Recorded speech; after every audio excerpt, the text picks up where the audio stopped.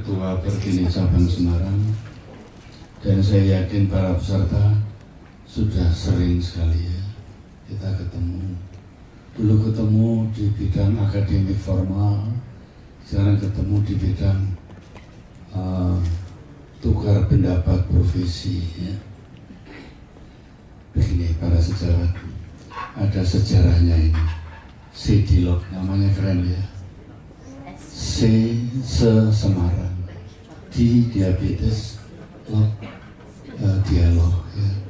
Ini saya susun setelah saya mikir-mikir saya dari salah satu program saya di negeri Belanda, kan saya beruji untuk program S3 ya, sebagai terima kasih mereka juga dapat nama, punya murid-murid dari Asia, dari saya. Terus saya lihat satu mesti kok ada kelompok ngomong-ngomong di setiap kota. Di Amsterdam ada, saya ke Rotterdam ada, saya ke Nijmegen ada, semua ternyata ini begini ini. Lalu saya pikir ini seperti RTD. Terus saya lemparkan melalui WhatsApp ke teman-teman yang saya punya nomornya, disambut dengan sangat positif ya. Karena apa? Saya modifikasi ya. RTD kita kan presentasi lama, waktunya hampir habis, diskusi tinggal sedikit. Ini saya balik, presentasinya sedikit, saya cuma 2 lembar slide. Dari Dr. Elizabeth juga nanti juga sedikit, tetapi sedikit ini berisi konsep materi ya, konsep materi untuk sebagai pembuka saja. Selanjutnya nanti kita dialog secara bersama ya, tidak hanya pembicara, moderator, dan juga para konsultan diabetes yang sekarang hadir. Nanti juga saya minta membantu Dr. Heri Nugroho, ini Ketua Umum Persatuan Diabetes Indonesia, seperti saya dulu, Ketua se-Indonesia. Betul ya, Dr. Heri ya? Iya, betul. Betul ya. Terus Dr. Tania ini juga, ini mau juga akan masih terus lagi ke arah S3 ya. Saya senang sekali. Terus ada lagi Dr. Dita tadi ya. Terus Dr. Zaki tadi saya lihat. Dr. Zaki ya ada ya. Nanti bagian nonton saya ya. Jangan lupa ya. Kalau saya kebelet pipis dituntun ke toilet ya. Asisten khusus ya. Lalu ada lagi cerita yang saya heran ya. Kasihan itu kalau dikasih periksa saya praktek di Telokerjo sama Hermina ya. Dia rumahnya kebanyakan pasien saya itu di luar kota, Pekalongan, Tegal, Cepu, Kudus, Bojonegoro, Malang dan sebagainya, sampai ke Denpasar, Medan dan sebagainya. Mereka minta dilaborat di kotanya, boleh ya. Ya, laborat apa? Sito, Prof. Oh, Sito. Terus saya dulu terbiasa dengan Prodia. Kok dia juga ikut Sito, ikut apa ya, oke. Saya bilang saya netral ya. Silakan. Ya, lalu kok saya begitu, saya telepon Sito. Saya beritahu ini ada masalah begini, hati-hati, dijaga yang baik ya. Mendapat kepercayaan itu sulit, menghancurkan kepercayaan itu mudah ya. Jadi tidak hanya laborat dokter ya, begitu kan para sejawat peserta. Anda kan sudah selalu berusaha menjaga nama. Untuk itu saya adakan ini supaya Anda mendapatkan masalah dalam praktek, mau tanya siapa, Anda orang yang paling pinter di kotanya, lainnya bawahnya tuh. Lalu kita bisa ketemu begini ya. Nanti kalau mau direkam pakai HP-nya masing-masing, monggo silakan ya. Nah, jadi itu yang saya sampaikan pada Anda, dan saya terima kasih kepada laborat Sito yang menanggapi dengan positif, dan juga terima kasih ternyata pasien saya tanya puas, tolong dilanjutkan ya. Bukan saya pilih kasih, saya netral saja, saya untuk kepentingan pasien. nanti dalam dialog macam-macam. Silakan para sejawat bertanya ya. Sehingga saya juga mengimbau kepada adik-adik saya, ponakan saya, anak saya yang di konsultan endokrin. Karena konsultan endokrin itu ada yang adik saya, ada yang keponakan saya, ada yang anak saya. Ya, itu semua saya minta nanti juga melanjutkan sidilog, seri-seri lebih lanjut, diatur sendiri-sendiri, dikoordinir oleh Ibu Ambar, Ibu Tri Ambarwati itu sekretaris Pergeni yang sangat andal, menguasai semua. Ya. Sampai ketua Pergeni kalah, ya. Yang ngatur keren-kerennya tanda tangan saya, hanya yang ngatur Bu Ambar. Ya. Saya senang, saya pasrah saya diatur. Ya, jadi ini kira-kira pembukaan saya, mudah-mudahan nanti bermanfaat. Hanya pendek presentasinya, berisi konsep materi, tetapi memancing pertanyaan dalam dialog nanti. Dan silakan direkam, karena nggak khusus saya, silakan merekam, jadi direkam sendiri-sendiri di HP-nya sendiri. Demikian ya. Ini semua kita panjatkan puji syukur kepada Allah Subhanahu Wa Taala, kehadiran Tuhan Yang Maha Esa. Kita dipertemukan dalam situasi yang nyaman, sehat ya. Mudah-mudahan ini menjadikan tugas kita menjadi lebih baik, pasien mendapat manfaat, kita para dokter yang mendapat manfaat, laboratorium juga mendapat manfaat ya. Keilmuan juga tidak dilupakan ya. Ini secara singkat, mudah-mudahan dapat membuka wahana untuk selanjutnya. Wassalamualaikum warahmatullahi wabarakatuh.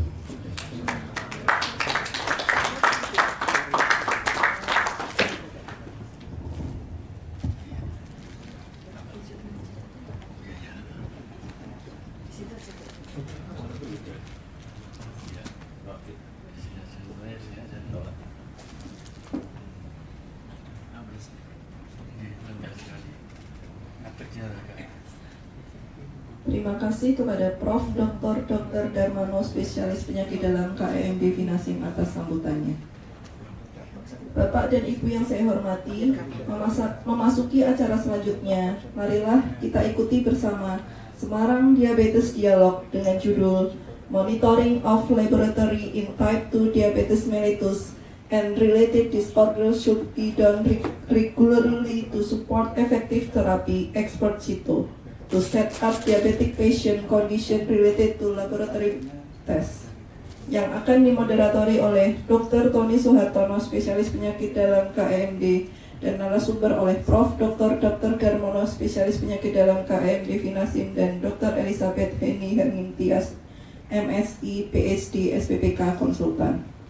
Sebelumnya saya akan membacakan CV dari Dr. Tony Suhartono, spesialis penyakit dalam KMD. Beliau lahir di Yogyakarta. Beliau merupakan staf bagian biokimia FK Undip dan bagian penyakit dalam FK Undip. Beliau pendidikan di Dokter Umum FK Undip tahun 1975, dokter spesialis penyakit dalam FK Undip tahun 1994, dan konsultan endokrin metabolik diabetes tahun 2023. Kepada Dr. Tony Suhartono, spesialis penyakit dalam KMD, kami persilahkan. Terima kasih. Assalamualaikum warahmatullahi wabarakatuh. Salam sejahtera buat kita semua. Marilah kita panjatkan puji syukur kehadirat Allah SWT yang telah memberikan segala kenikmatan kepada kita semua, sehingga kita bisa berada di ruangan yang sejuk ini, walaupun di luar agak panas ya, dalam keadaan yang tidak kurang suatu apapun. Di pagi hari ini saya didapuk menjadi moderator ya, oleh panitia, khususnya dari Prof. Darmono, urut tua saja, Prof. Dar yang presentasi, saya moderator. Mungkin nanti schedule berikutnya Dr. Heri jadi pembicara, moderatornya di pertanian. Ya. Pada pagi hari ini akan dibicarakan masalah pemeriksaan laboratorium. Karena di dalam mendiagnosis suatu penyakit ya Prof, dimulai dengan anamnesis, kemudian pemeriksaan fisik, lalu dengan pemeriksaan penunjang. Ya. Dan pemeriksaan fisik itu pemakaian stetoskop masih diperbolehkan ya Pak, masih diperlukan sekali ya Pak. Saya malah sudah hilang. Dokter kalau nggak stetoskop itu kok aneh katanya. Ya. Dulu waktu muda senang sekali kok kelihatan dokter ya. Pokok stetoskop baju putih, jalannya dibikin keren. Sekarang setelah tua enggak, kalau bisa jangan kelihatan dokter. Bagi biasa enggak punya stetoskop. Melakukan jajan di tempat kerja kan banyak ruang makan. Enggak nyala. Itu bedanya. Saya ingat dengan guru saya dulu almarhum Prof. Joko, Prof. Budi. Untuk mencapai suatu diagnosis itu dimulai dengan anamnesis yang baik, gitu Prof. Dengan anamnesis yang baik itu sudah 80% bisa mendiagnosis suatu penyakit, utamanya penyakit-penyakit GERD segala itu hampir 90% itu dari anamnesis. Ya. Pulkus praktikum. Soalnya kalau ditunjang dengan pemeriksaan gastroskopi itu pemeriksaan yang invasif yang dilaksanakan pada tahap-tahap yang akhir. Sebelum pemeriksaan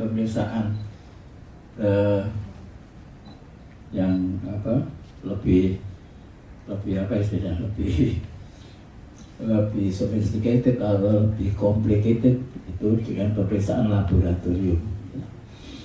Dan di sini Prodia,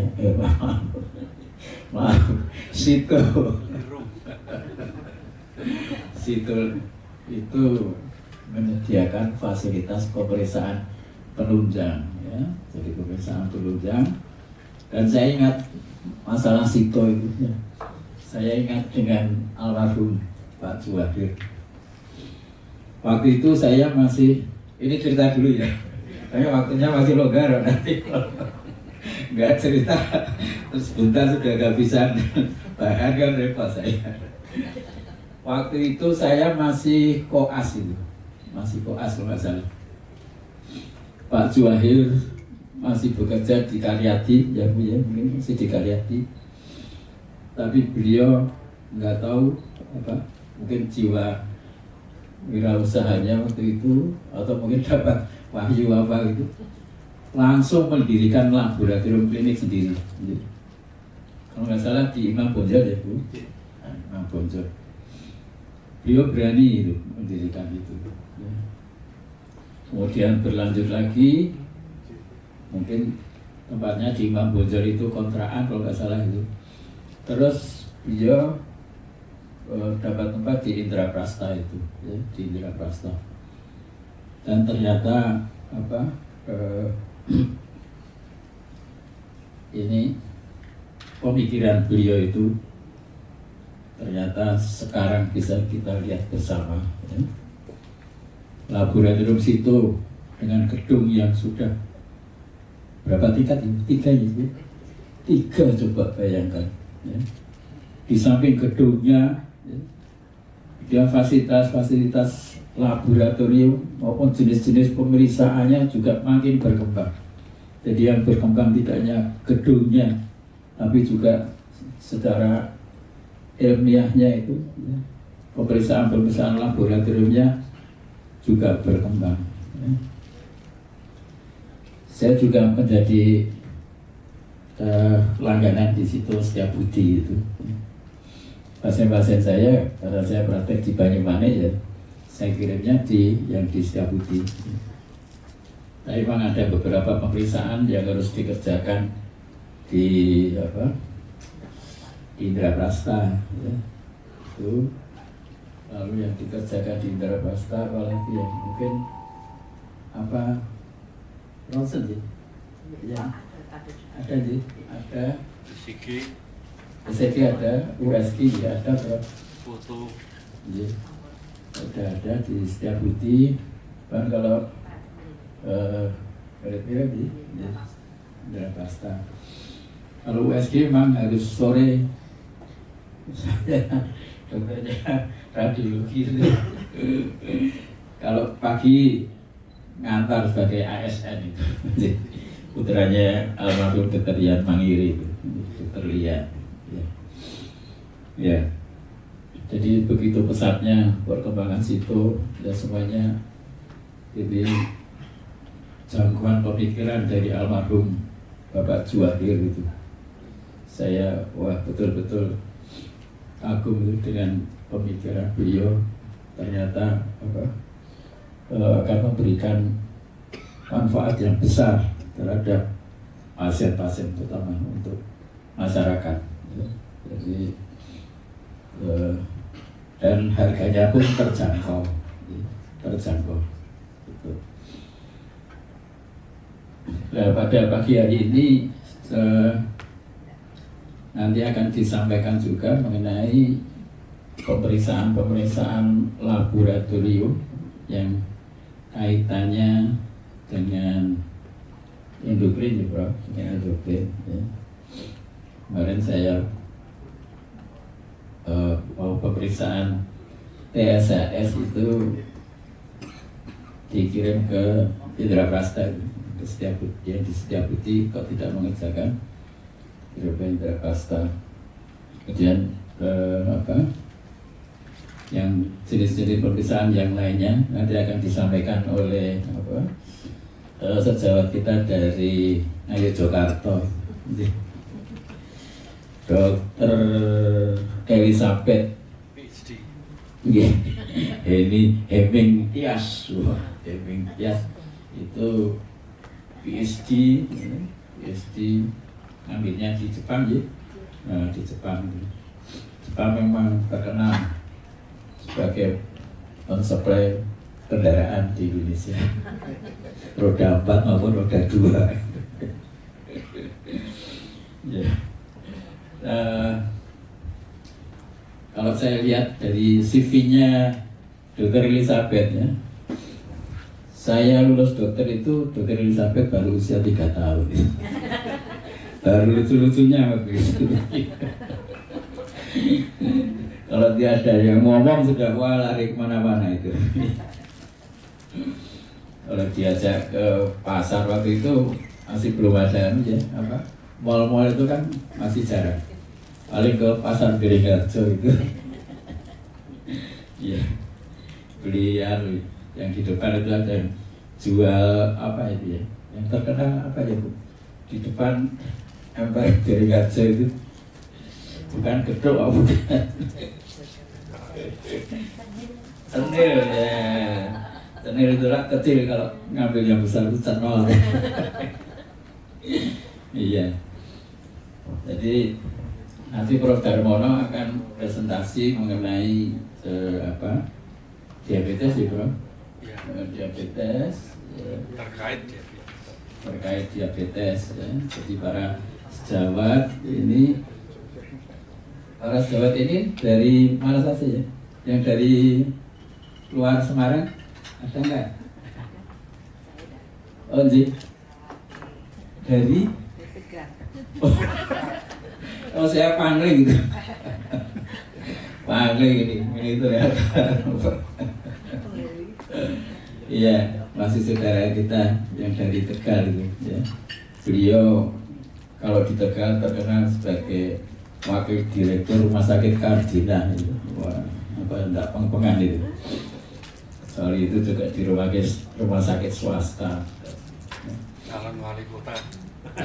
Calon wali kota Tegal ya, Bro. Sekarang kalau mau jadi wali kota itu paling enggak harus punya 10 M gitu. Wali kota. jadi artis dulu ya. Iya, betul. 10M gubernur nanti, wah sudah berapa puluh M ya. Ya, lalu apa di WA Group itu dokter Diana ada nggak ya? Oh, belum kelihatan ya. Dokter kita, Dokter Dita, ya ada. Dokter Zaki. Dokter Zaki, ini tenaga-tenaga yang potensial di apa? Endokrin Rumah Sakit Dr. Karyati ya. Di bawah kepemimpinan Dr. Heri Nugroho. Biayanya apa?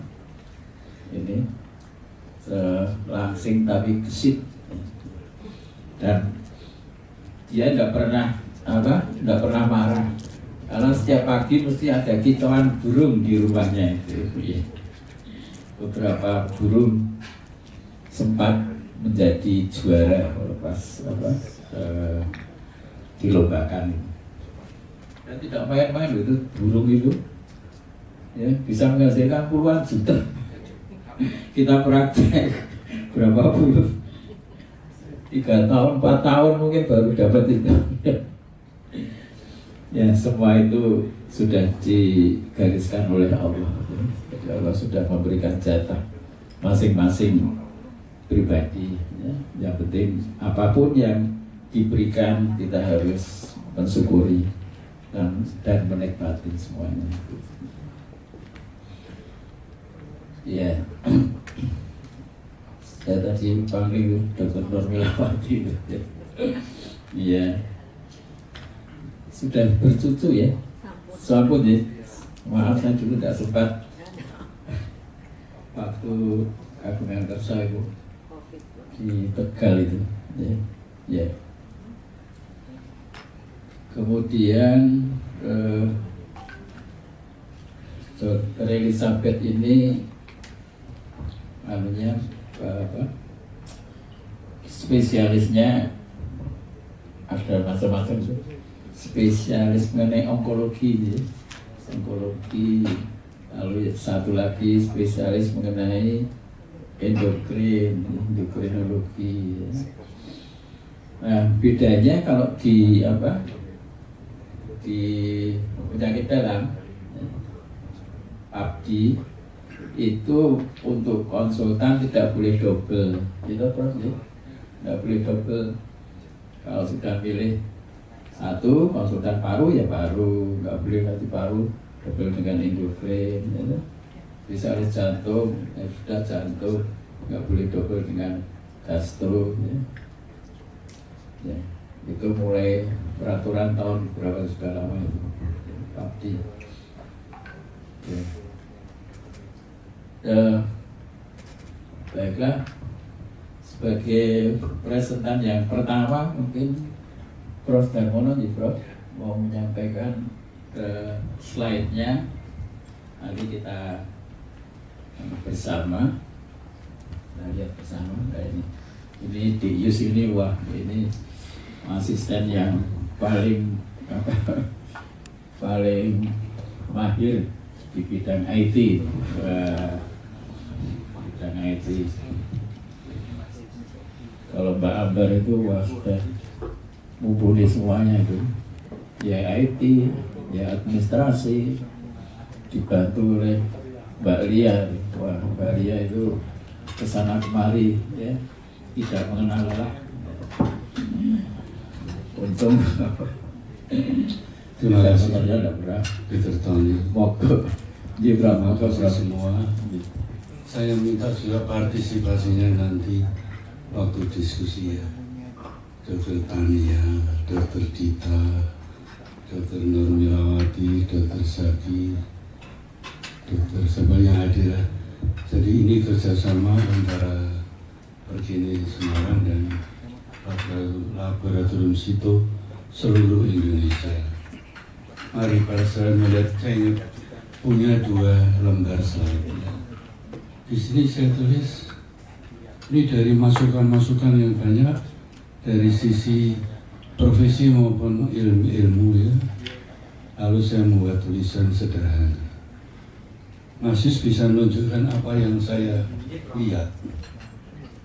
Caranya gimana Mas Yus? Apa ndak di samping saya sambil menunjukkan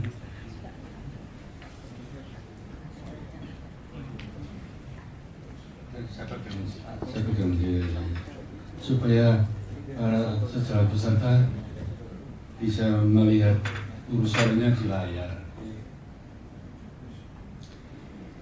Kalau di judulnya ada laboratory test to support, interview sebentar, mengapa saya selalu membuat slide dalam bahasa Inggris, karena saya juga ingin memberikan kepada teman-teman saya di negeri Belanda dan di Inggris ya, supaya mereka pun juga memberi masukan ke saya ya. Jadi saya tulis laboratory test to support well treated and quality of life. Kesulitannya, maaf ya, ini masih kesulitan karena untuk hanya 2 slide ya. Jadi to support well treated and quality of life, ini bukan to support kesembuhan ya, tapi well treated quality of life pada siapa? Kepada diabetes patient, pada diabetes patient, saya tulis sorry ya. Kemudian bahwa ini nama saya nggak usah dibaca, semua sudah hafal ya. Langsung yang kedua, ini saja isinya yang saya ingin sampaikan ya. Pertama, saya kasih tulisan kiri atas what, tanda tanya, bawahnya where, bawahnya lagi when, bawahnya lagi special problems. Nah ini nanti yang akan kita dialog ya. Nanti banyak hal yang tak terduga ternyata berguna ya. Misalnya di sini dari atas what should be examined, yaitu laboratory test, karena ini ngomong soal diabetes, glukosa, lipid, renal, dan others. Masih ada yang lain, hepar juga ya. Lalu turun ke bawah ada other test ya, karena di related disorders itu di situ saya tulis dari atas ke bawah. Tolong Mas Yus ditunjuk. Liver, central nervous system, cardiovascular, peripheral vascular, ophthalmology, INT atau THT, pulmonologi, ETC, dan seterusnya. Ternyata para sejawatnya saya mengingat kembali, jangan kelupaan ya. Kita jangan hanya menyampaikan metaboliknya, sampaikanlah kondisi jantungnya, sampaikanlah kondisi otaknya, ginjalnya, levernya, pembuluh darahnya. Karena apa? Nanti pasien itu akan menghadapi masalah sesuatu yang kronik progresif, bukan soal gula darah, bukan soal lipid, tetapi soal gangren, soal infark, soal retinopati, soal kardiopati ya, dan sebagainya. Anda akan dihargai oleh pasien-pasien Anda kalau Anda waspada. Jauh sebelumnya kita sudah jelaskan pada mereka. Coba kalau kita ingat mengenai sindroma metabolik ya, pre-diabetes stage, di situ gula darah puasa masih normal, baru kelihatan kalau 2 jam PP. Nah, pasien tidak menduga cuma gula, nggak apa-apa, gula sekarang gula, nanti bisa yang lain-lain. Sehingga pada saat itu makrovaskular dan mikrovaskular sudah mulai menyempit. Makrovaskular melewati dyslipidemia, mikrovaskular melalui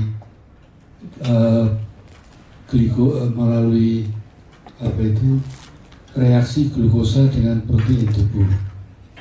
ya walaupun tanpa katalisator apapun tetap terjadi, sehingga hiperglikemi sudah memberikan masalah, apalagi ada dyslipidemia. Tolong saya titip pada para sejawat, kita sampaikan, namun dengan cara yang enak, yang nyaman, tidak bikin takut ya, tapi bikin waspada.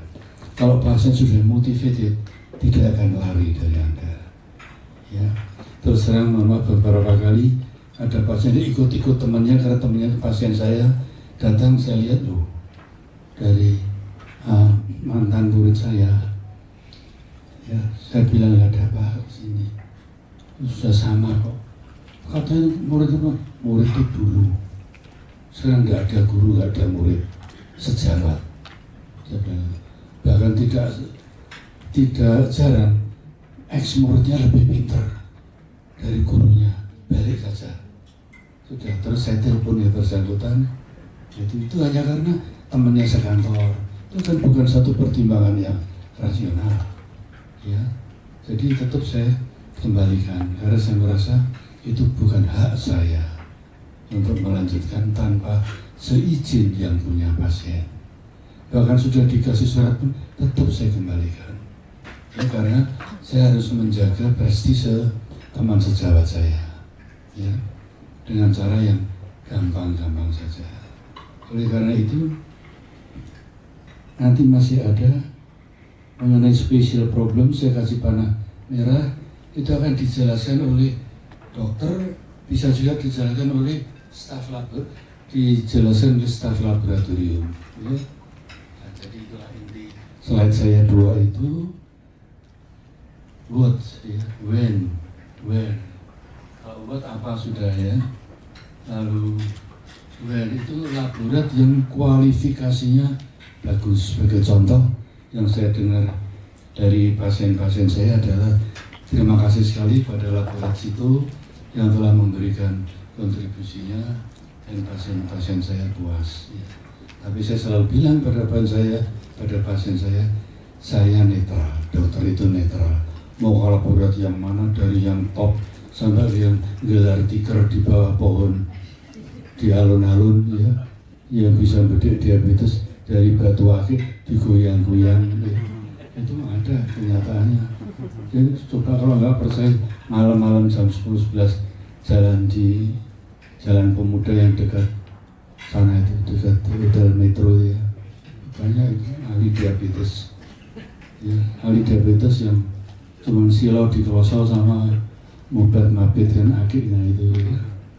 Jadi saya selalu sangat menjaga sehingga jangan sampai ada penjelasan yang diberikan pada satu masalah, satu dari staf laboratorium, satu dari dokter, nanti rancu. Ya, jadi dokter membatasi mengenai misalnya interpretasi harga normal. Apa laboratorium menjelaskan mengenai prosedur menyiapkan diri untuk pemeriksaan laboratorium. Nanti kita akan berdialog banyak. Gula darah puasa misalnya terangkan pada pasien. Coba tanyakan pada lab situ saya beri penjelasan, pasien waktu datang ke saya udah jelas, maaf, katanya itu bukan lab puasa, lab basal.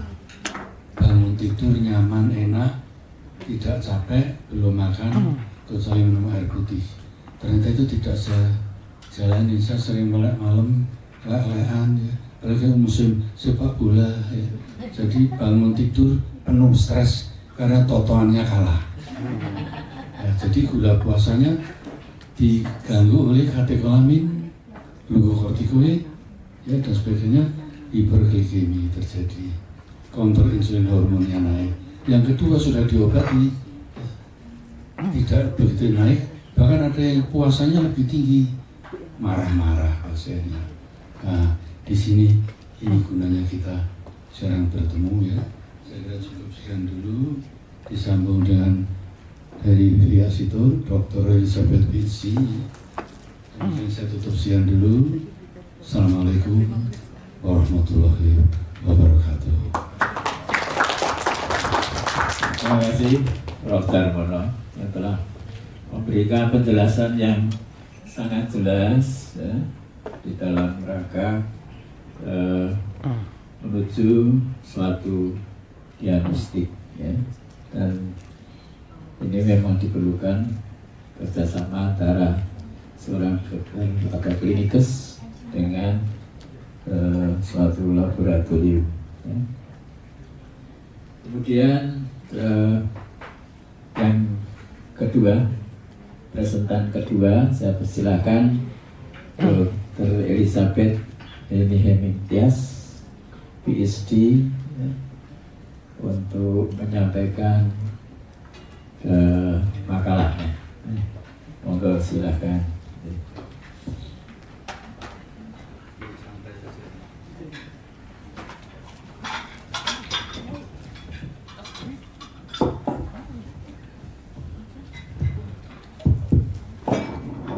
Assalamualaikum warahmatullahi wabarakatuh. Selamat pagi, salam sejahtera untuk kita semua. Ini terima kasih sekali untuk kesempatan ini. Saya waktu dikabari ada apa Budiah gitu ya. Untuk juga karena apa? Karena Budiah itu seangkatan sama saya, ambil spesialisnya. Cuma jadi katanya ibu dan anak gitu. Jadi kamu memang beda umurnya agak jauh, tapi kami bareng masuknya. Saya keluarnya kenapa? Lebih sinau. Jadi saya tidak pergi sekolah kemana-mana gitu. Jadinya ketemu lagi sudah cerita yang berbeda. Ya, kemudian saya dikabari ini loh produk mendaki ini ada dialog gitu ya. Saya ini sebatas mampu saya ya. Karena saya subendokrin, subspesialisnya itu masih kinis-kinis katanya waktu itu, meskipun PSG-nya sudah lama ya. Jadi saya memang mengambil subnya dua, yaitu di endokrin dan di onko. Karena memang untuk yang endokrin ini pendalaman ini banyak pada metabolic syndrome. Jadi di awal sekali sebelum muncul diabetes. Nah waktu saya diminta untuk ya terus bicara apa ya gitu. Karena memang sambil duduk ya. Karena memang ini saya yakin para ahli hiperteni ini hasil yang ditemui sehari-hari begitu bervariasi ya, mestinya. Tetapi satu yang kita takutkan bahwa pada penyakit endokrin ini pasiennya mesti jangka panjang. Ini loh yang sering membuat pasien itu, nah kalau ketemu program, manut, patuh, dan motivated gitu tadi ya. Tapi kalau ketemu yang mungkin ya masih sekinis-kinis dokter gitu, ini dokternya tenanan orang ya, ini anakku ya gitu kan. Jadi mungkin mikirnya wah ini tanggung jawab moral nih. Seperti saya juga, wah subspesialis endokrinnya juga masih gini-gini. Saya rayo gitu kan ada. Nah ini karena saya dari lab ini fokusnya ya memang ini kan kami adalah orang-orang di belakang layar, BTS katanya, behind the screen bukan Bangtan Boys ya. BTS yang Korea. Ini kalau yang punya putra-putra mungkin suka yang Korea idol. Yeah. Jadi kita bicara monitoring laboratorium ya untuk ini ya diabetes tipe 2. Dan tadi pertimbangannya tipe 2 karena seingat saya kasusnya banyak ya di kita ya. Jadi dari lab apa sih yang akan kami sampaikan, fokusnya di mana? Nah, slide berikutnya ini kami mau tunjukkan bahwa Anda sebagai klinisi meminta pemeriksaan penunjang. Nah, dari kami yang ingin kami berikan adalah hasil pemeriksaan lab yang bermutu. Rangkaiannya apa kalau mau menunjukkan? Jadi ini buka-buka buka-buka kamarnya lab ya. Jadi kita untuk mendapatkan hasil bermutu ini rangkaiannya sejak dari pra-analitik, analitik, pasca analitik. Nah, di mana sih himpunan A? Himpunan itu apa ya? Kalau SD dulu katanya kan irisan ya. Irisannya adalah pada saat Anda meminta itu pra-analitik yang mempengaruhi sekali kadarnya tuh dari hasil lab yang dikeluarkan. Itu sangat tergantung pada para klinisi yang meminta, karena di sini edukasi pasien di dalam menyampaikan persiapan yang disampaikan sebelum pengambilan sampel itu semua klinisi, jujur aja kami jarang mengedukasi kan, kami terima jadi gitu. Jadi kadang menerimanya apapun yang didapat, bukan seperti tes sosial, apapun yang diminum, apapun yang dimakan, minumnya atau sosok, kan nggak bisa seperti itu, karena begitu sampelnya tidak memenuhi kriteria untuk pemeriksaan, kami seperti garbage in ya, memasukkan sampel yang sampah, nanti juga keluar hasilnya kita tidak bisa menjamin apapun, meskipun proses di analitik maupun di pasca analitik gitu. Jadi ya kami berterima kasih sudah dipercaya untuk memeriksa, tetapi mohon dibantu bahwa sampel-sampel yang ke kami memenuhi kriteria untuk layak diperiksa, itu saja permintaannya. Nah, terkait dengan diabetes, ini mungkin akan banyak sekali kan pengalaman kami itu ya, kita di pasien itu keluhannya bisa macam-macam ya, sehingga kadang sudah hasilnya keluar aja masih nggak percaya, itu bisa udah diterangkan sama dokternya juga masih ngeyel bukan ngeyel, masih bertanya-tanya, nggak ada pasien ngeyel ya. Pasien itu kadang kita menerangkan sudah edukasi kemenangan gitu, masih belum mencapai apa yang kita harapkan. Nih, jadi kita lihat di sini keseluruhan proses diawali dari yang pra-analitik, sedangkan yang BTS-nya adalah di analitik dan pasca analitik. Ini kami yang mempegang kembali ya. Jadi ini penjenengan bisa saya bisa bilang bisa percaya, karena apa? Untuk lab kami itu yang kendali di analitik dan pasca ini sudah diakui dengan berbagai akreditasi tadi yang level internasional. Jadi kita memang berusaha supaya jangan sampai ini hasilnya ecek-ecek tadi, nggak seperti yang di bawah pohon tadi ya. Jadi pakai batu aktif itu gitu ya. Kemudian untuk macam pemeriksaan mengikuti dari yang buat tadi, tinggal pilihannya apa, karena memang setiap pemeriksaan ada prasyaratnya masing-masing. Nah, ini mungkin yang kita bisa sharingkan nanti, apa sih yang perlu diperhatikan, karena bisa jadi mungkin puasanya, apakah puasanya harus sep 8 jam atau ada toleransi, kemudian apa yang mau dicapai. Kemudian yang sering ini pengalaman saya kalau ketemu si Jawat itu ternyata bukan itu pasien, bahkan itu mereka misalnya periksa sesudah mendapat terapi, periksa mulai dari puasa, kemudian 2 jam sesudah makan, ditanya ini saya yang 2 jam minum obat apa enggak ya? Nah, itu kan sering. Ternyata waktu ditanya dokternya bilang apa? Gak bilang apa-apa, pokoknya periksa saja. Ternyata yang dikehendaki oleh dokternya melihat efek terapinya, sehingga mestinya minum obat, sehingga kita tahu seberapa turun sih kalau sudah ini gula darah yang biasanya 2 jam itu tinggi sekali, sesudah terapi itu diberi obat, jadi makan seperti biasa plus obat itu bisa ke range normal atau tidak, untuk melihat efeknya. Itu sering pasien ternyata tidak tahu, itu contohnya ya. Kemudian slide berikutnya yang ingin saya sampaikan, ini mungkin sebetulnya sudah pada periksa ya, ada yang terbaru yang Desember 11 Desember 2023. Kalau dilihat sekilas gitu kelihatan beda nggak dengan yang 2019 atau yang 2014? Untuk dari kacamata prinsip ya parameternya sama gitu, terutama yang 2019, 2014 dan 19 itu sama. Yang 2000 tapi dari kacamata lab agak sedikit berbeda. Karena apa? Yang di 2023 ini kita lihat ya, ini penekanannya, ini yang kita lihat parameternya semuanya or gitu ya. Artinya apa? Salah satu saja cukup. Salah satu cukup ya. Kemudian kalau saya baca aslinya, ini kan dirangkum dalam tabel. Aslinya ternyata yang HbA1c sebagai indikator itu diubah. Jadi pada waktu saya baca yang di standar care-nya itu yang dibahas pertama ini bahwa semua bisa ambil salah satu. Yang HbA1c cukup pemeriksaan satu kali sudah bisa menegakkan diagnosis ya. Karena apa? Karena memang kalau ada, kita lihat bahwa diabetes itu kan hiperglikeminya persisten.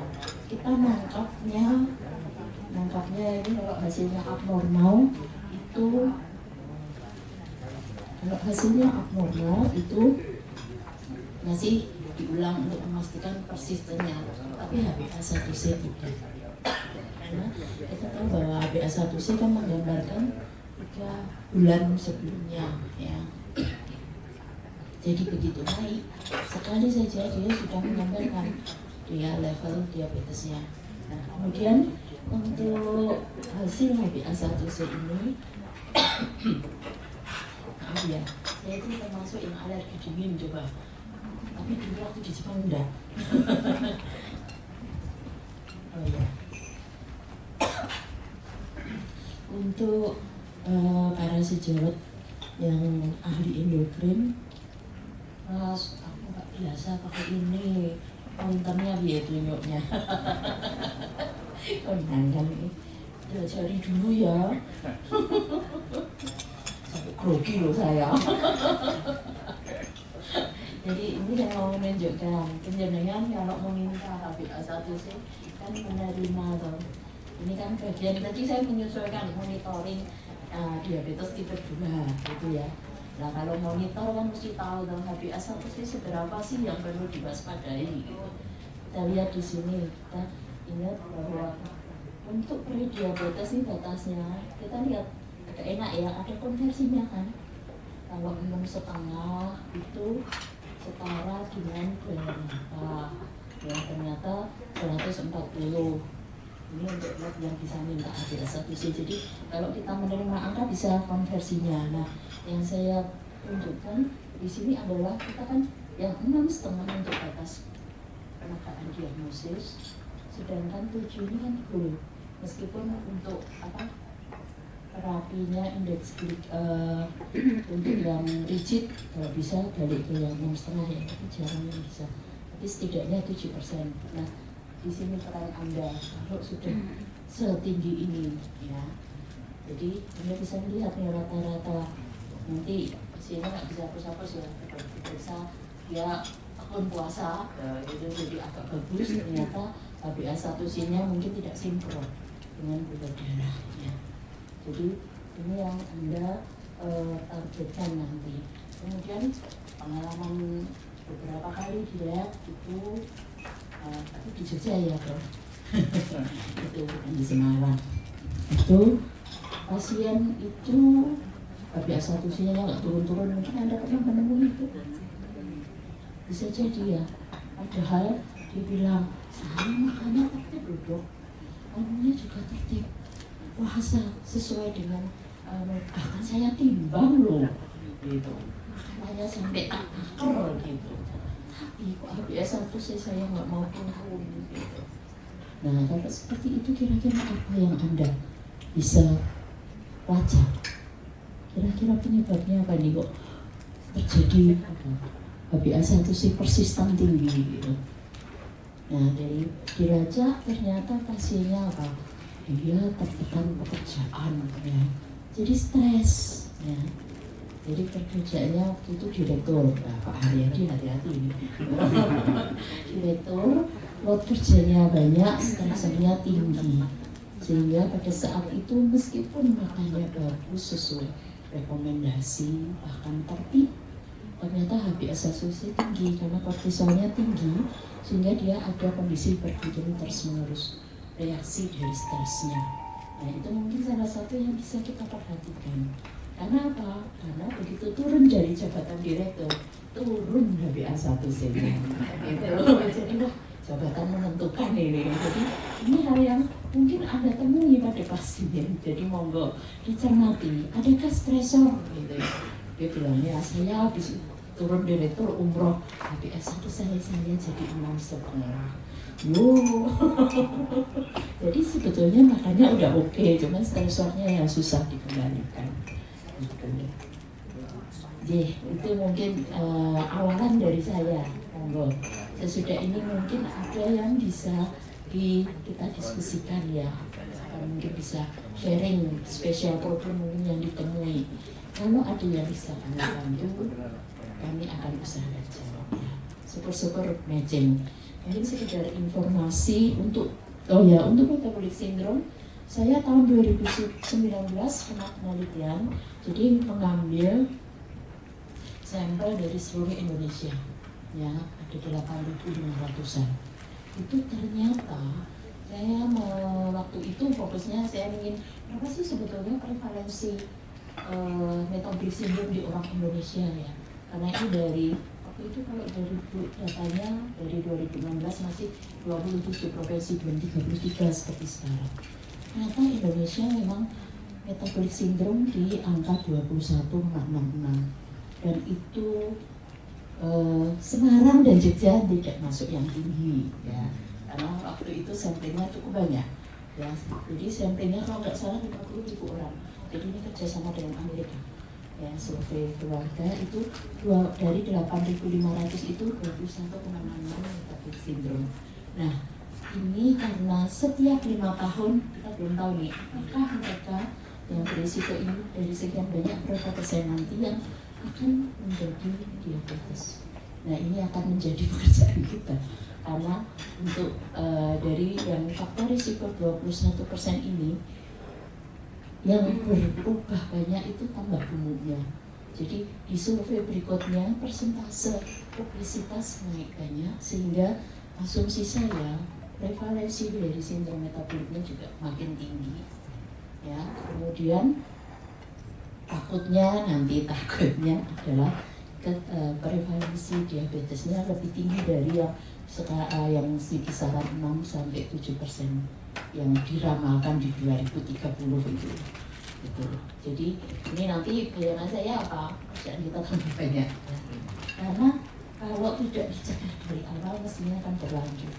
Dan pola di kita itu diabetes yang metabolic syndrome itu yang dominan dislipidemia dan hipertensi ternyata dari komponennya. Jadi bukan hiperglikemia malah ya. Jadi itu mungkin yang nantinya sudah tanda-tanda ternyata munculnya dalam 10 tahun mendatang menjadi pasien-pasien yang akan datang ke Anda. Jadi mungkin kita waspada itu. Data 2016 ini sudah berapa ya? 18 tahun itu mungkin tambahnya sudah di 25 atau mungkin lebih banyak lagi. Nah sekian persen itu nanti berapa yang jadi diabetes kami belum tahu ya. Jadi mungkin kalau ada yang mau melihat itu ada di BMJ Public Health ya, itu data itu saya waktu itu udah risiko kita kok tambah ya, ada sebarannya antar provinsi kemudian juga etnis ya. Karena Jawa sih agak aman gitu ya, yang tinggi orang Minang kemudian raksasa tinggi ternyata, kemudian juga Betawi gitu ya. Itu mungkin sekedar sharing dari saya. Terima kasih, saya kembalikan kepada moderator. Monggo.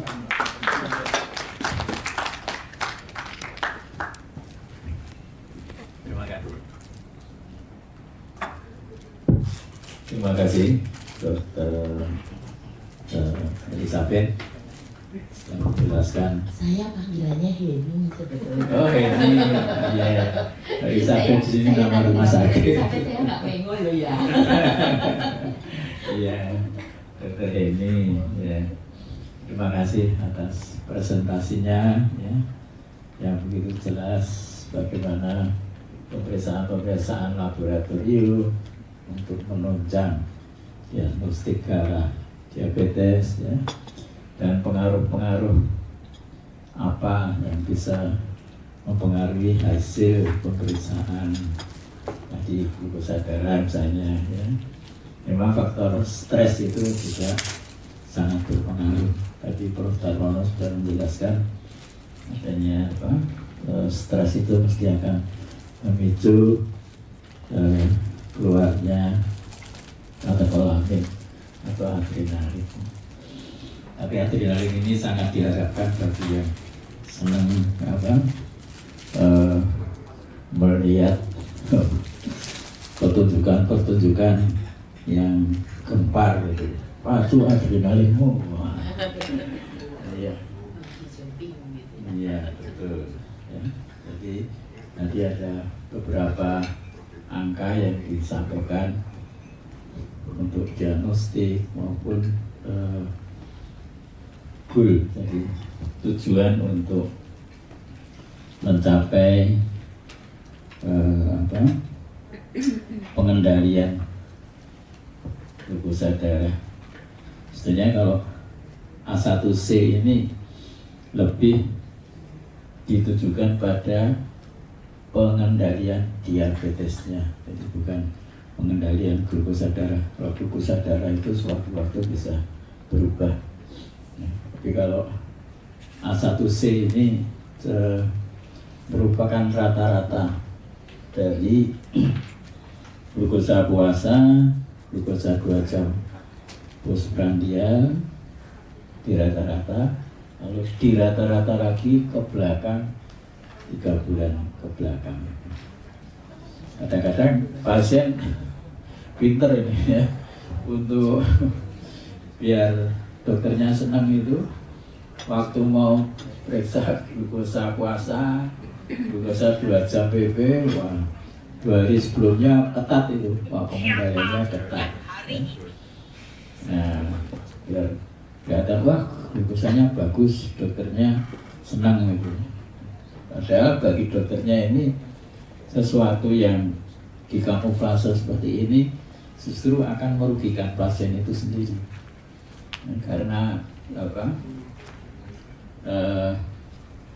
dokter itu akan memberikan pengobatan berdasarkan hasil glukosa darah puasa maupun 2 jam PP yang pada saat itu dilihat oleh dokter, akan berubah jenis obatnya atau berubah dosisnya.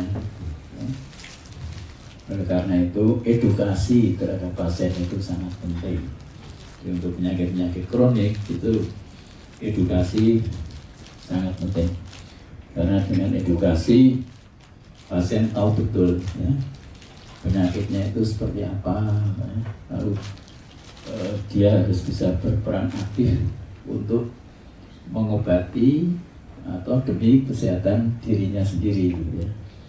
Jadi kalau tidak diedukasi, ya itu dia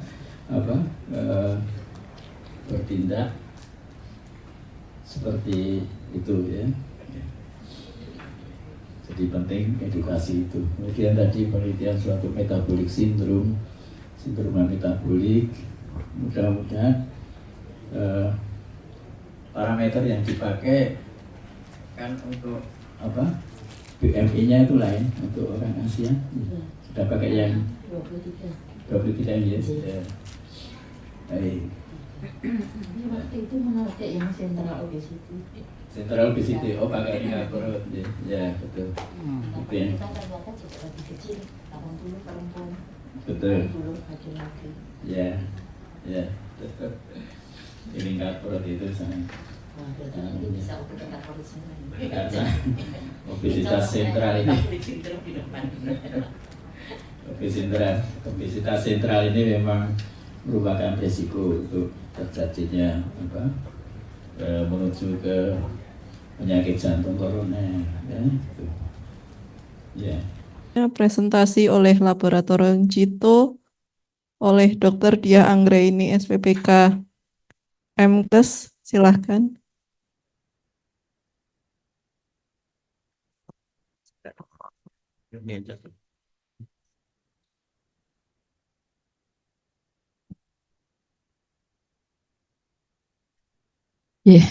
Terima kasih atas kesempatannya, Prof. Darmono, Dr. Tony. Dr. Heri, semua dan para konsultan endokrin yang saya hormati dan rekan-rekan sejawat dari spesialis penyakit dalam yang lain. Izinkan saya coba, saya tidak, sebetulnya ini bukan produk unggulan, tapi ini hanya menambahkan apa yang tadi sudah didiskusikan. Mungkin ini mungkin akan memancing diskusi baru juga. Dan tadi kan lebih ke seputar apa harganya berapa sampai begitu ya. Monggo silahkan slide. Ya, ini tadi glycated albumin. Kami sudah ada rujukannya dan puasa tetap ya pada persiapannya, harganya tidak mahal. Hanya 350.000. Yuk lanjut. Belum diskon ya? Belum diskon itu, belum. Nah, memang dikatakan sebetulnya tidak dipengaruhi konsentrasi protein albumin, vitamin C, antikoagulan, gangguan HP, kemudian anemi hemolitik, ya anemi-anemi ya, yang menyertai, tapi kenyataannya tadi sudah didiskusikan dengan Dr. Heni bahwa tidak mungkin tidak terpengaruh, karena memang apapun itu adalah albumin ini kan bukan hanya apa, kan ini juga merupakan protein fase akut. Jadi kalau apabila terjadi infeksi yang sifatnya juga kronis, itu tentunya dia akan terpengaruh dan biasanya menurun, apalagi pada penderita gagal ginjal misalnya, kan itu pasti proses yang sudah sangat lama. Oke, slide. Ini adalah contoh hasilnya. Tadi saya sampaikan kecil, nggak bisa lebih gede. Jadi ini satuannya adalah persen. Tapi kalau misalnya tadi dalam satuan ini namanya satuan konvensional, seperti miligram per dl. Sebab kalau dokter kirim pasien ke situ, misalnya saya beri kadar glukosanya 5,5 milimol, mesti dokter bingung ya. 5,5 milimol ini berapa kan gitu. Itulah di Indonesia. Kalau kita, karena dokter-dokter kita masih cenderung menggunakan satuan konvensional. Seperti yang banyak terjadi itu tiroid misalnya. Tiroid itu kan juga demikian gitu. Jadi akhirnya dokter mungkin akan agak tanda kutip, lah ini di lab ini kok satuannya milimol, yang satunya bisa nanogram per mili misalnya. Itu dikarenakan memang ada alat yang benar-benar ya dia hanya satuannya mengeluarkan milimol. Jadi di situ harus dilakukan konversi. Hanya kalau ini lab itu tidak melakukan ya nanti keluarnya adalah milimol. Jadi memang apa ya kesannya kok agak sulit, tapi sebetulnya itu sama saja. Kalau seperti di misalnya ngirim ke situ apapun satuannya, saya mencoba selalu ada konversi karena itu konversi itu internasional. Jadi bukan pemeriksaan yang berbeda. Slide. Ya, slide. Terus, nah tadi HOMA-IR. HOMA-IR ini sudah kami sampaikan rujukannya juga, karena prinsipnya yang diperiksa adalah untuk mengetahui resistensi insulin ya. Salah satunya bisa menggunakan HOMA-IR. Pasien tentunya karena ada pemeriksaan puasa, pasien puasa tetap ya minimal 8 jam gitu ya, tadi 8 sampai 10. Nah ini harganya, dok tadi yang menanyakan dokter Heri ya, 500.000. Oh dokter Tony, HOMA-IR ini juga 500.000 dok, termasuk HOMA, coba lanjut. HOMA B. Ini adalah contoh hasilnya, bentar, di atas depan, kecil, gedein dikit. Nanti akan semua acara ini kami rekam. Jadi bagi para dokter yang menghendaki, mungkin nanti kami lewat sekretariat dan juga bisa bisa dikirim ke alamat masing-masing. Nah ini kita contohnya adalah kita tidak mengatakan resistensi insulin positif, tapi hanya sangat mungkin. Kemudian ini kalau lebih dari 2 ini bukti resistensi insulin. Ya ini adalah biasanya based on-nya seperti yang tadi Dr. Heni sampaikan, based on-nya adalah penelitian. Kecuali yang pasti-pasti seperti HbA1c itu kami mengikuti, tadi saya bawa ini, mungkin buku ini bisa dibuka nanti di halaman HbA1c kami sudah cantumkan nilai rujukannya. kami tetap mengikuti apa yang ada di Perkeni maupun ada. Slide. Ya, slide. Kita tidak akan membahas diskusi ini kan ya. Tadi sudah banyak diskusikan. Nah ini adalah hanya perhitungan yang dilakukan. Oke, oke, slide. Insulin aja ada nggak itu? Ada ya? Ada ya? Nggak ada. Oke, ini ada dulu aja, tadi dulu aja. Ya, C-peptide dulu, C-peptide. C-peptide, kembali lagi. Nah, C-peptide ini tadi sudah didiskusikan, prinsipnya adalah untuk mengetahui ya peningkatan aktivitas sel beta. Kemudian di sini ada nilai rujukan juga sudah kami sampaikan, juga persiapannya menggunakan puasa.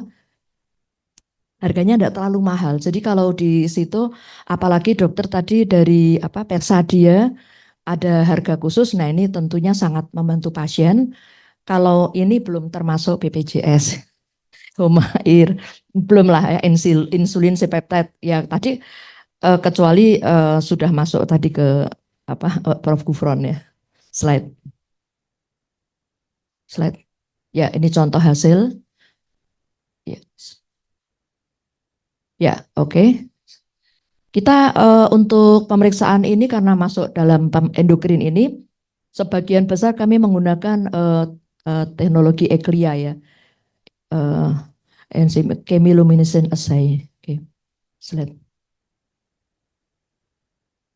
Ini tadi tidak dibahas, cuman tadi dikatakan Dr. Heni itu kebanyakan lipid. Nah, lipidnya ini apa yang mau dicek? Nah, mungkin salah satu adalah apolipo B, juga tidak mahal, hanya 300. Slide.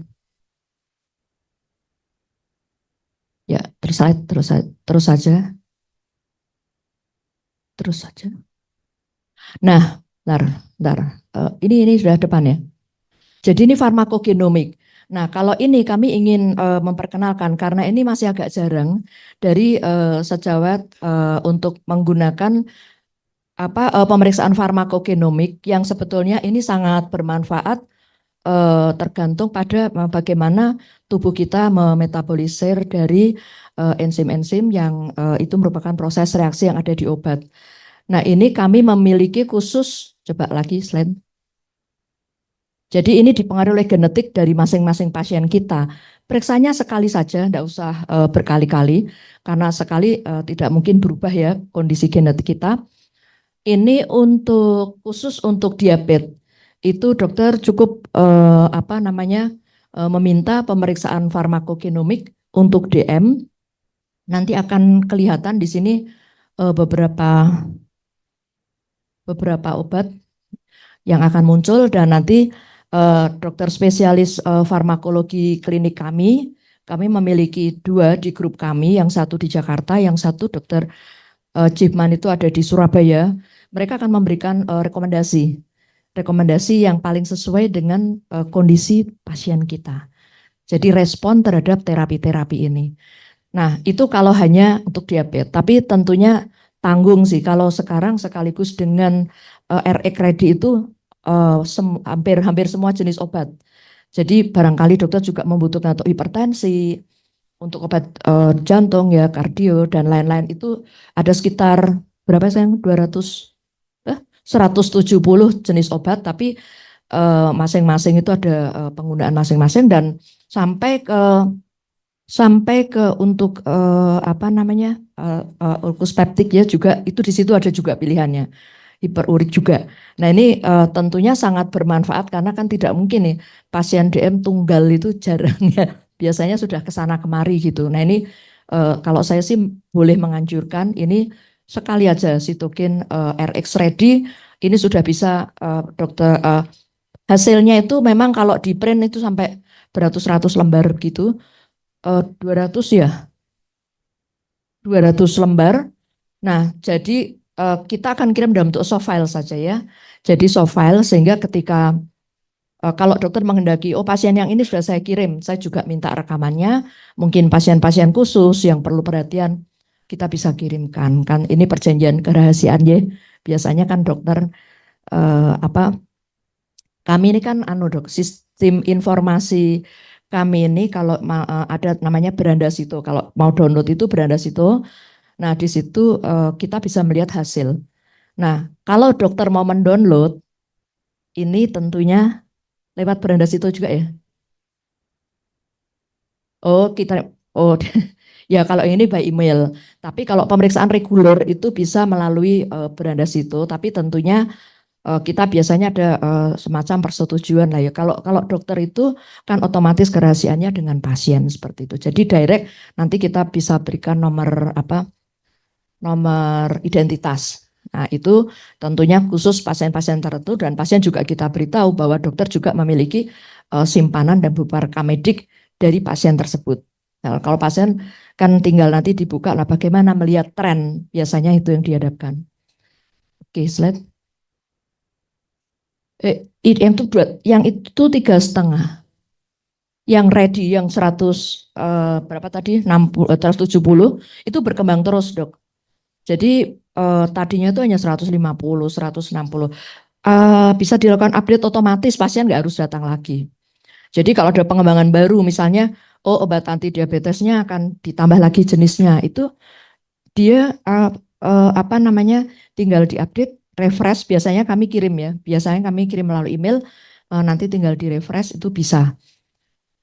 Mungkin kalau dibutuhkan nanti sesi khusus saja, kami akan mengundang dokter farmakologi klinik, karena saya pikir ini sekarang ini banyak pasien yang sebetulnya untuk check up saja itu mereka punya. Tapi ketika maju ke dokter, dokternya agak bingung, terutama kalau yang mintanya ready kan semua itu keluar. Kami sudah buatkan resumenya. Tapi ya seperti itulah pemeriksaan genomik ya. Bacanya butuh keterampilan khusus. Nah, kalau misalnya beda, kalau itu direferensi oleh dokter, kan tahu kondisinya. Dokter menuliskan, pasien saya misalnya hipertensi, bla bla bla bla, kemudian dalam terapi apa, mohon untuk farmakogenomik. Nah, kalau demikian, ini akan sangat spesifik. Jadi dari dokter spesialis farmakologi klinik ini akan menganalisis berdasarkan gennya, kemudian dari terapi yang sudah atau sedang diberikan, apakah sesuai atau tidak. Dan memang terbukti pada beberapa kasus pasien-pasien kami itu berubah terapinya, khususnya yang jangka panjang. Kalau sudah ke kardiovaskuler seperti itu kan pasti jangka panjang, tidak cocok. Gastritis tadi nggak cocok. Jadi bahkan saya pribadi itu mengalami, saya ini operasi berkali-kali gitu ya. Nah itu saya sering mendapat kataflam. Setiap minum kataflam saya kok mual begitu, nggak tahu kenapa. Tapi kan harus minum ya. Nah ternyata dari hasilnya memang itu tidak pas untuk saya. Jadi saya harus switching ke jenis yang lain seperti itu. Oke, slide. Nah ini contoh hasilnya. Jadi hijau lanjut begitu ya kira-kira ya. Hijau lanjut nanti ada merah. Merah ada nggak merah? Contohnya harus ada merah. Nggak ada merah. Nah, kalau hijau semua ya lanjut semua. Jadi nanti jadi ada gambarnya. Yang ungu itu hati-hati. Apakah dosisnya mungkin bisa diteruskan tapi dosisnya agak diturunkan seperti itu. Kemudian yang merah itu sebaiknya di switching ke obat lain. Kalau terpaksa tetap bisa, tapi tentunya nanti dokter bisa melihat kondisi pasien, karena ini kan pemeriksaan itu kan tetap apapun tetap klinis ya, tetap klinis, tetap harus diperhatikan, nggak bisa semata-mata hanya hasil pemeriksaan lab. Oke, slide. Terus yang itu tadi BCID sekalian. Ya, terus tadi masalah hasil tidak yang tadi saya mengikuti hasil HbA1c, kemudian hasil glukosa bagaimana yang meragukan. Sebetulnya ini tadi saya matur ke Dr. Tony, nanti kami sudah kirim ke Dr. Tony untuk ada yang terbaru. Saya print, saya pikir pendek, ternyata tebal, Bro. Yang dari ada yang terbaru ini ternyata kok tebal banget.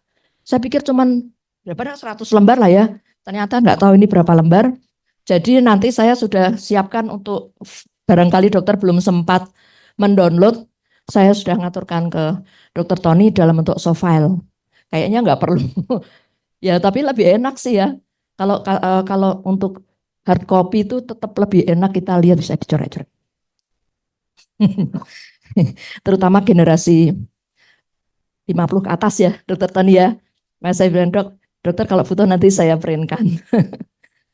Oke, nah ini menyinggung tadi saya berdiskusi dengan Prof. Darmono untuk update kasus infeksi. Walaupun dokter mungkin endokrin kan pasien, sebentar, pasien itu enggak peduli loh ya dokter itu jadi spesialis endokrin atau enggak.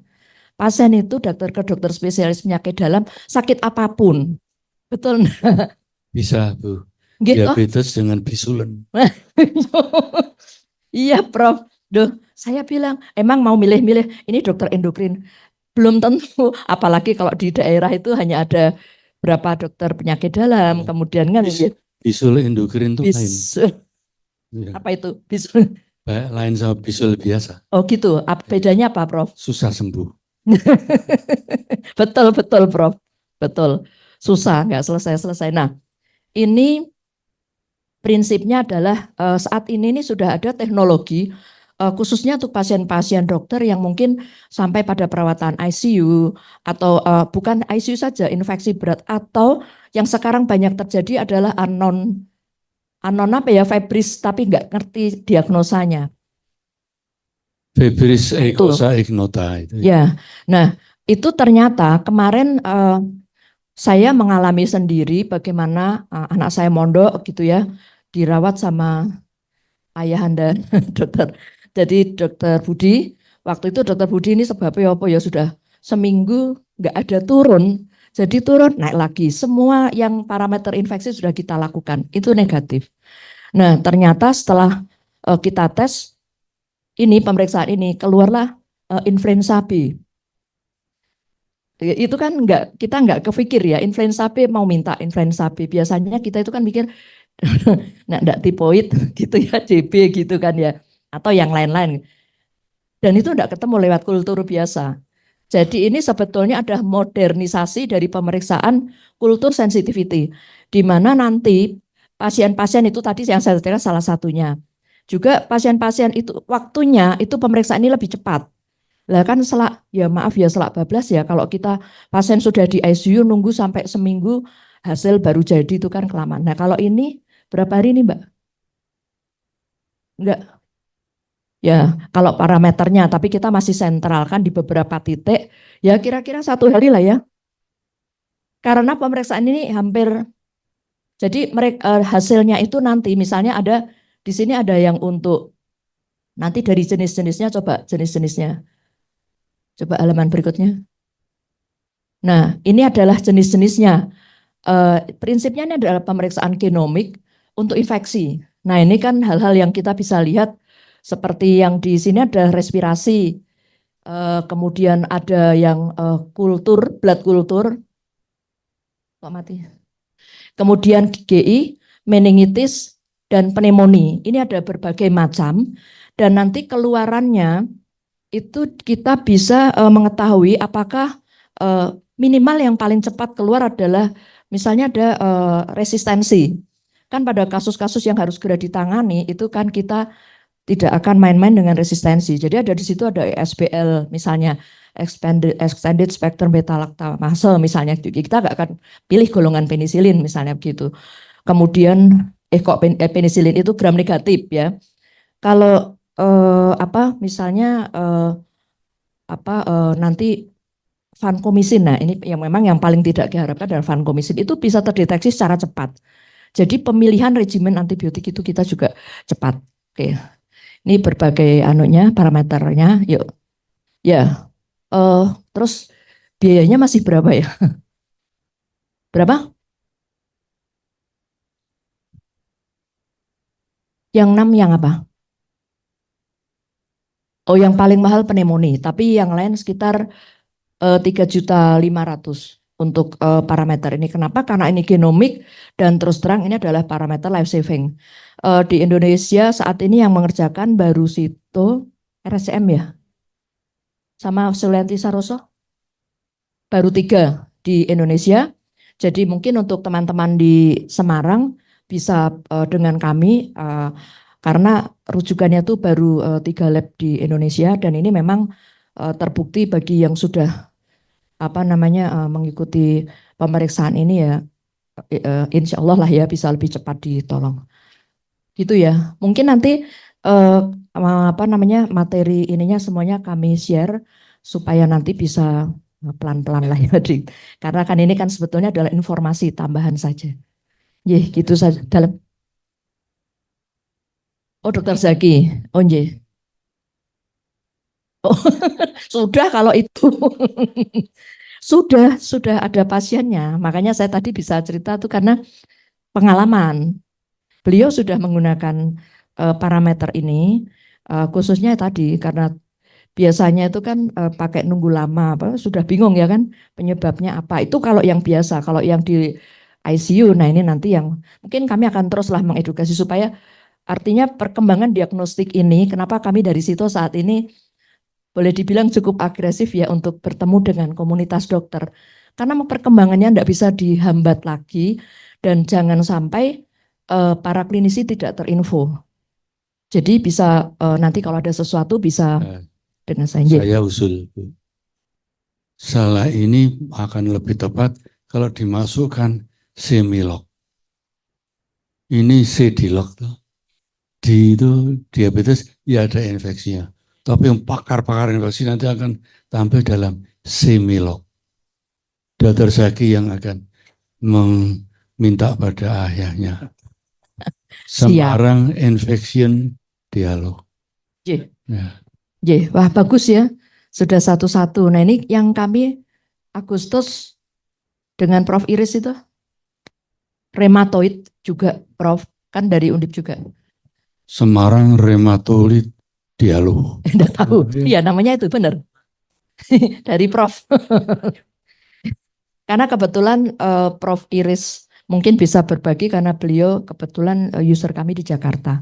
Jadi memang mungkin ini saatnya kami banyak berjumpa dengan teman-teman sejawat dan kami siap memberikan apalah, mau misalnya ada hal yang harus didiskusikan, saya setuju nanti dari kontak personnya akan selalu kami expose, bisa dengan saya juga. Jadi saya sekarang di situ karena sekarang direktur sudah ganti Dr. Haryadi, jadi saya lebih banyak ke business development. Oleh karena itu saya cukup agresif karena kita sekarang ini sudah punya 2 laboratorium medis umum utama. Medis umum utama itu artinya kami punya 4 spesialis besar, itu di Semarang dan Jogja pusatnya, dan rujukan nasional. Nah itu spesialisnya hanya bisa patologi, ada patologi klinik, mikrobiologi, parasitologi klinik, dan patologi anatomi. Jadi terpadu. Tapi kalau di situ ada 4. Kalau di situ pasti saya bonusin spesialis andrologi. Di Jogja ada Prof Diki, di sini ada Dr. Zulfa. Karena kami juga sekarang mengembangkan untuk infertility, tapi untuk lab laboratnya. Kemudian satu lagi farmakologi klinik yang tadi sudah saya sampaikan. Jadi begitu Prof, supaya nanti ini saya berharap ini bermanfaat untuk rekan-rekan klinisi. Jangan sungkan-sungkan berkomunikasi dengan kami. Terima kasih. Assalamualaikum warahmatullahi wabarakatuh. Apa tidak lebih efektif masuk PIT-PAPDI? Oh iya. Dulu itu kita pernah ya? Kapan itu? Oktober. Oh Oktober. Prof. Panitianya ada di sini ya. Biasanya kami masuk juga, Prof. Biasanya Dokter Heri Jagat itu yang nelpon. Saya kalau sudah mau sudah ditelepon Dokter Heri Jagat. Mbak, wis meh main. Itu mainnya PIT. Pengen sekali pengembangan yang progresif, nuansa baru masuk. Iya dah. Ya betul. Jadi kayak aduh kalau dulu tuh kan dulu karena saya kan generasinya Dokter Tony adiknya dikit gitu ya. Itu kan dulu tuh sudah kita kayak nggak bisa apa-apa gitu. Kalau udah begini nggak bisa apa-apa. Sekarang banyak bisanya. Jadi ini menyelamatkan pasien lebih banyak lagi nggih, Prof. Gitu Prof, siap. Matur nuwun. Assalamualaikum warahmatullahi wabarakatuh. Mohon maaf bila warahmatullahi wabarakatuh. Ya, sebetulnya perkembangan ilmu terutama ini masalah laboratorium itu ya sangat menggembirakan. Tapi untuk pelaksanaan ini sangat menyusahkan. Betul loh, pasien-pasien yang masuk dengan BPJS misalnya, BPJS sudah dirawat di ICU. Gitu. Untuk pemeriksaan yang di luar BPJS nggak bisa kok. Obat pun juga nggak bisa. Harus beli obat di luar dulu secara diam-diam lah ini. Ini keistimewaan di Indonesia itu seperti itu. Ya, ya bisanya ya berdoa pada Tuhan aja. Mudah-mudahan pasien ini diselamatkan. Berjuangnya lewat mana? Berjuangnya Iya. susah.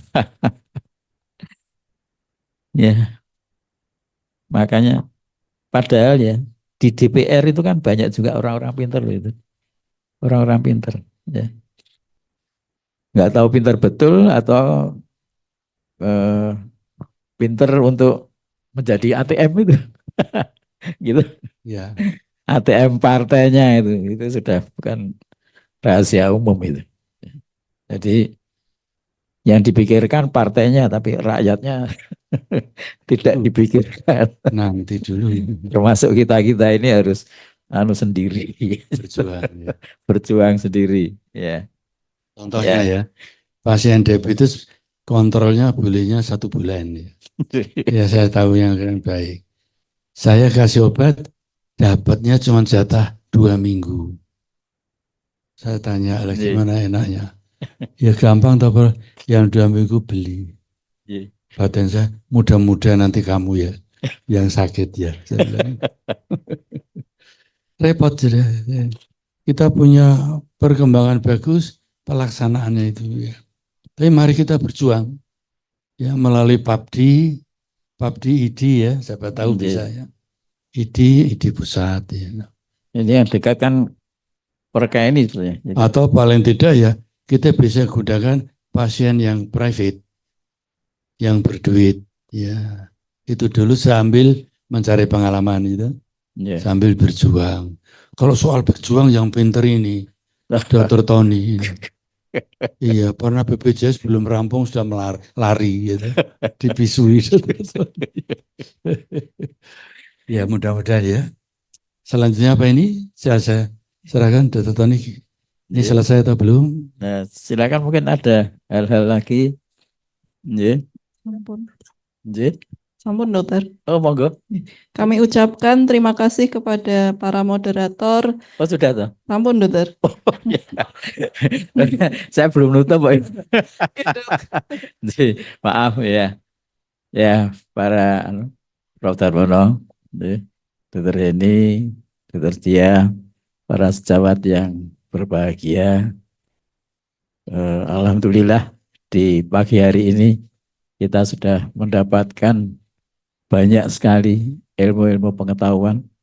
Ini saya rasakan sendiri, terutama masalah tadi yang disampaikan oleh Bu Diah itu, wah sudah begitu maju itu sebetulnya di bidang laboratorium. Ya. Mudah-mudahan apa yang kita dapatkan di pagi hari ini bisa kita abdikan kepada masyarakat yang membutuhkan. Ya. Seberapapun kita harus berusaha semaksimal mungkin untuk menyembuhkan atau mengurangi penderitaan penyakit dari para pasien-pasien kita. Dan untuk itu saya ucapkan terima kasih sekali lagi kepada para pembicara, para peserta yang saya lihat ini cukup aktif untuk berdiskusi pada acara Semarang Diabetes Diabetes Dialog pada pagi hari ini. Sekian bisa saya sampaikan dan kami mohon maaf yang sebesar-besarnya apabila pada ucapan kami banyak terjadi kesalahan-kesalahan dan kekurangan-kekurangannya. Marilah kita tutup acara ini dengan mengucapkan terima kasih pada Tuhan Yang Maha Kuasa dan sugeng kondur kepada para peserta sekalian. Oh, jangan lupa katanya Prof. Darmono mampir untuk dar dulu ya. Semoga bisa memberikan tenaga pada kita semua. Billahi taufik wal hidayah. Wassalamualaikum warahmatullahi wabarakatuh. Waalaikumsalam warahmatullahi wabarakatuh.